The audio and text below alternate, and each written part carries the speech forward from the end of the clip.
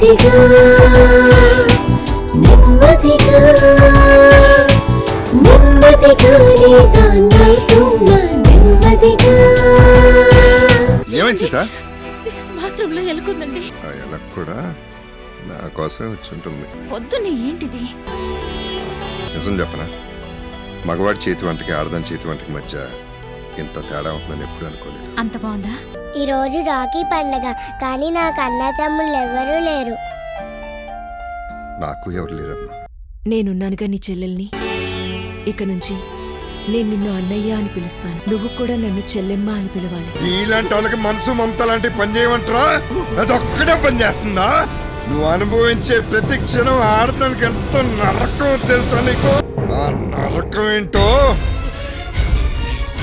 ఇప్పుడు చూపిస్తాను.